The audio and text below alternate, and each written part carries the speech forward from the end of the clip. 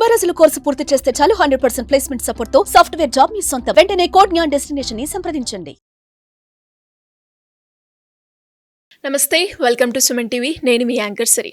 March నెలలో ద్వాదశ రాశుల వారికి ఎలా ఉండబోతుంది, వారు ఎలాంటి పరిహారాలు చేసుకోవాలి, వీటి గురించి ఇన్ డీటెయిల్గా మనతో చెప్పడానికి వేదిక్ ఆస్ట్రాలజర్ ఉమా గారు ఉన్నారు. వారిని అడిగి తెలుసుకుందాం. నమస్కారం గురుగారు. నమస్తే అమ్మా. ద్వాదశ రాశుల వారికి మార్చ్ నెలలో గ్రహ సంచారం ఎలా ఉండబోతుంది? అందరికీ నమస్కారం అండి. ఈ మార్చి నెల అంటే ఈ మాసంలో చాలా మార్పులు జరగబోతున్నాయి. ఎందుకు అంటే ఈ నెల ఆఖరిలో, ఈ మాసం చివరిలో శని యొక్క ట్రాన్సిట్ జరగడం వల్ల కొంతమందికి ఏలినాటి శని లేదా శని దోషములు పోతున్నాయి, కొంతమందికి శని దోషాలు పట్టబోతున్నాయి ఈ మాసం చివరిలో. అదేవిధంగా ఇదే మాసం చివరిలో 28, 29, 30వ తారీఖుల్లో షష్టగ్రహ కూటమైనటువంటిది ఏర్పడబోతోంది. దానివల్ల ద్వాదశ రాశులకి 12 రాశుల మీద కూడా ఈ యొక్క ప్రభావం అనేది తీవ్రంగా పడబోతోంది. ఐదర్ పాజిటివ్ అయినా నెగిటివ్ అయినా ఖచ్చితంగా పడుతుంది. దాని గురించి డిస్కస్ చేసుకోవాలి అండ్ దాని గురించి తగిన జాగ్రత్తలు కూడా చెప్పాలి. అదేవిధంగా ఈ మాసంలో రవి యొక్క ట్రాన్సిట్ కూడా మార్చి 15వ తారీఖు తర్వాత జరగబోతోంది. మార్చి 15వ తారీఖు వరకు కుంభంలో సంచరిస్తున్నటువంటి రవిగ్రహ సంచారము 15 తర్వాత మీనంలోకి ఎంటర్ అవ్వబోతున్నారు. కాబట్టి దానివల్ల కూడా కొంత మార్పులు అనేవి ఉద్యోగరీత్యా, పదవి యోగాల రీత్యా ప్రతి రాశికి కొన్ని మార్పులు జరగబోతున్నాయి. అయితే ఈ మాసము గ్రహ సంచారము చూస్తే వృషభంలో గురుగ్రహ బృహస్పతి సంచారము, మిథునంలో కుజగ్రహ సంచారము, కన్యలో కేతుగ్రహ సంచారము, కుంభంలో రవి శనుల యొక్క కంజంక్షను. రవి మార్చి 15 వరకు మాత్రమే కంజంక్షన్లో ఉంటారు, ఆ తర్వాత మీనంలోకి వెళ్ళిపోతారు. మీనంలో చంద్ర, శుక్ర, రాహు, బుధుల యొక్క సంచారం నడుస్తోంది. మార్చ్ నెలలో ద్వాదశ రాశుల్లో మరి ముఖ్యంగా మనం మాట్లాడుకుంటే మిథున రాశి వారికి ఈ నెల మొత్తం ఎలా ఉండబోతుంది, వారు ఎలాంటి పరిహారాలు చేసుకోవాలి గురుగారు? ఈ మాసము ఈ పాల్గొన మాసంలో లేకపోతే ఈ యొక్క మార్చి మాసంలో మిథున రాశి వాళ్ళకి కేవలం 3 గ్రహాలు మాత్రమే యోగిస్తున్నాయని చెప్పొచ్చమ్మా. అందులోనూ కూడా కొన్ని ఆరోగ్యపరమైన సమస్యలు కావచ్చు, లేకపోతే ధన నష్టం కలిగేటువంటి దోషాలు, గ్రహస్థితి అంత అనుకూలంగా లేదు అని చెప్పచ్చు. సో ఒక్కొక్కటిగా మనం చూసుకుంటే ముందుగా లగ్నంలో కుజగ్రహ సంచారం నడుస్తోంది. దీనివల్ల అనారోగ్య సమస్యలు చాలా ఎక్కువ అయ్యేటువంటి అవకాశం ఉంటుంది. సో ఆరోగ్యం పట్ల ప్రత్యేకమైన శ్రద్ధ తీసుకునే ప్రయత్నం చేయండి. బ్లడ్కి సంబంధించిన ఇష్యూస్ కానీ, బ్లడ్ రిలేటెడ్ ఇష్యూస్ కానీ, స్కిన్కి సంబంధించిన ఇష్యూస్ కానీ, డెంటల్ ప్రాబ్లమ్స్ కానీ, ఫీవర్ కానీ, బాడీ హీట్ విషయంలో కానీ చాలా జాగ్రత్తగా ఉండండి. లేకపోతే ఈ మాసంలో కాస్త ఇబ్బంది పడతారు ఆరోగ్యపరంగా. 4వ స్థానంలో కేతుగ్రహ సంచారం వల్ల కూడా శరీర హాని అంటారు, అంటే ఈ యొక్క ఇంజూరీస్ జరగడము. ఎందుకనంటే 4వ స్థానంలో కేతుగ్రహ సంచారం వాహన ప్రమాదాలను సూచిస్తుంది. దానివల్ల కలిగేటువంటి చిన్న చిన్న ఇంజూరీస్ని కానీ, గాయాలను కానీ సూచిస్తుంది. కాబట్టి కాస్త అప్రమత్తంగా ఉండండి. బయటికి వెళ్ళేటప్పుడు కానీ, వచ్చేటప్పుడు కానీ చాలా జాగ్రత్త వహించండి. ఇక భాగ్యస్థానంలో రవి శనుల యొక్క సంచారం నడుస్తోంది. రవి శని కలిపి ఒకే చోట ఉండడము, భాగ్యస్థానంలో ఉండడము, ఆ కంజంక్షన్ వల్ల విపరీతమైన ధన హాని కలిగే అవకాశాలు ఉంటాయి. అంటే ఎక్కడైనా మీరు డబ్బులు పెడితే అక్కడ నష్టపోవడము, లేకపోతే మీకు రావాల్సిన డబ్బులు కూడా రాకపోవడము, లేకపోతే డబ్బులు విపరీతంగా ఖర్చు అవ్వడము, డబ్బులు లేకపోవడము, ఇలాంటి పరిస్థితులన్నీ కూడా ఈ మాసంలో మీరు చూసే అవకాశాలు ఉంటాయి. దీంతో పాటు భాగ్యంలో శనైశ్వర సంచారం కాబట్టి కుటుంబ కలహాలు, అంటే ఎలా అంటే మీ యొక్క చిన్న చిన్న ఇష్యూస్ కోసము ఇంట్లో చిన్న చిన్న గొడవలు అవ్వడము, మాట పెరిగి చాలా ఇబ్బంది అవ్వడం, వాగ్వివాదం లాంటివి జరగడం లాంటివి ఎన్నో అవకాశాలు కనబడుతున్నాయి. చాలా జాగ్రత్తగా ఉండండి. ఇక భాగ్యస్థానంలో కలిగేటువంటి రవిగ్రహ సంచారం వల్ల కూడా ఆపదలు లేకపోతే మనశ్శాంతి లేకపోవడము, ఇది మంచి సూచన కాదు. రవి శని కలిపి భాగ్యంలో ఉండడం మంచి సూచన కాదు.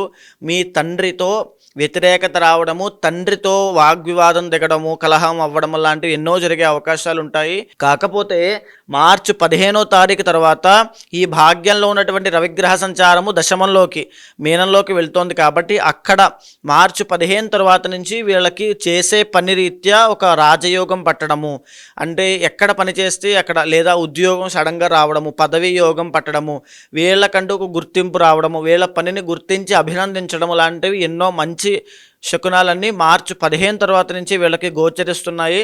మార్చి 15 దాకా చాలా జాగ్రత్తగా ఉండండి. ఇక దశమ స్థానంలో బుధ రాహువుల యొక్క సంచారం వల్ల మంచి శుభం జరిగే అవకాశం ఉంటుంది. వ్యాపారం చేసే వాళ్ళకి అద్భుతమైనటువంటి రోజులని చెప్పచ్చు.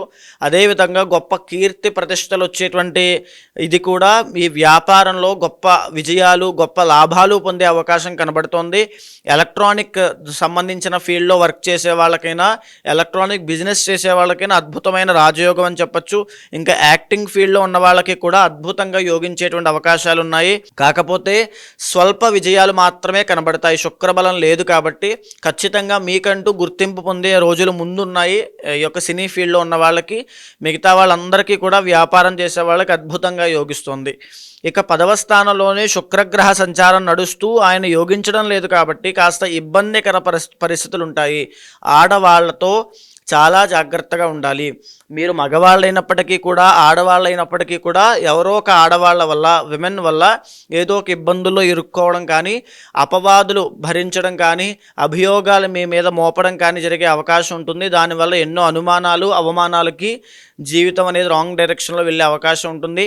కాబట్టి చాలా జాగ్రత్తగా ఉండండి. మహాలక్ష్మీదేవి యొక్క దర్శనం చేసుకోండి, శుక్రబలం పెరుగుతుంది. ఇక 12వ స్థానంలో గురుగ్రహ సంచారం వల్ల ధనమూలక భయము, అంటే డబ్బు లేక అప్పులు వాళ్ళ ఇంటికి వస్తారేమో అని ఒక పక్క భయపడము, లేకపోతే ఎవరిని అప్పడగాలో అని చెప్పి ఒక టెన్షన్కి మీరు గురవ్వడము, లేకపోతే డబ్బులు ఇవ్వట్లేదని చెప్పి అతని దగ్గర డబ్బులు ఎలా లాక్కోవాలని చెప్పి మీరు భయపడడం లాంటివి ఎన్నో జరిగే అవకాశాలు ఉంటాయి. ఆస్తి తగాదాలు కానీ, సెటిల్మెంట్ కానీ ఈ మాసంలో మిథున రాశి వాళ్ళు పెట్టుకోవద్దు.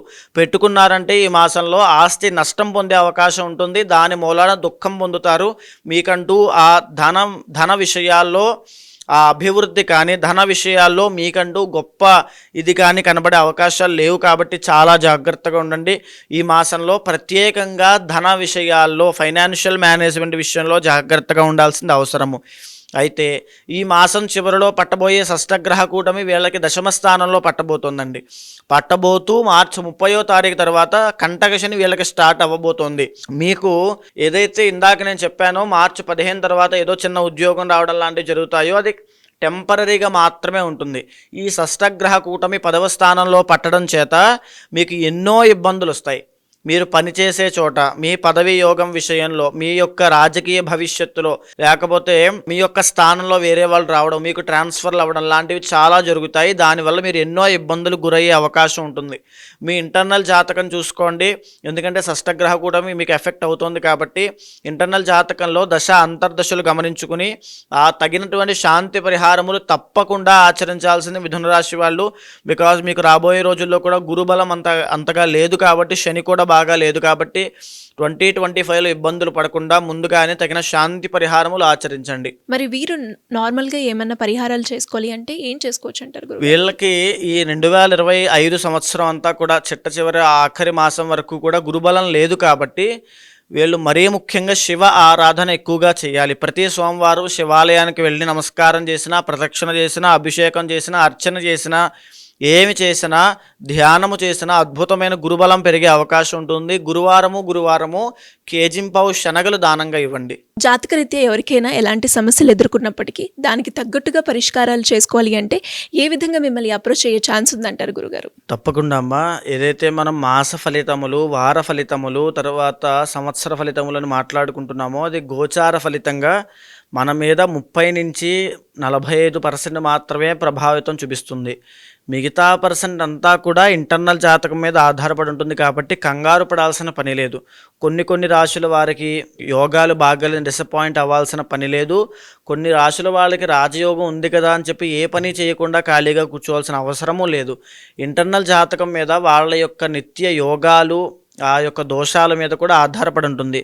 సో ఎవరైనా సంప్రదించాలనుకుంటే కింద కనిపించేటువంటి నెంబర్కి కాంటాక్ట్ చేయండి. తప్పకుండా మా వాళ్ళు మీకు పూర్తి వివరాలు ఇస్తారు. దాన్ని బట్టి తప్పకుండా ఇంటర్నల్ జాతకం చూసి దాన్ని గోచారంతో సమన్వయం చేసి ఏ సమస్యతో మీరు బాధపడుతున్నారో అది తెలుసుకున్న తర్వాత దానికి సరైనటువంటి పరిష్కారము, ఏదైతే పరిహారం పూజలు ఉంటాయో అవి చేయించి తప్పకుండా మీకు ఆ రిజల్ట్ వచ్చేలా చేస్తాను. ధన్యవాదాలు గురుగారు. నమస్తే అమ్మా. సుమన్ టీవీలో మీ పర్సనల్ అండ్ బిజినెస్ ప్రమోషన్స్ కోసం కింది నెంబర్కి కాంటాక్ట్ చేయండి.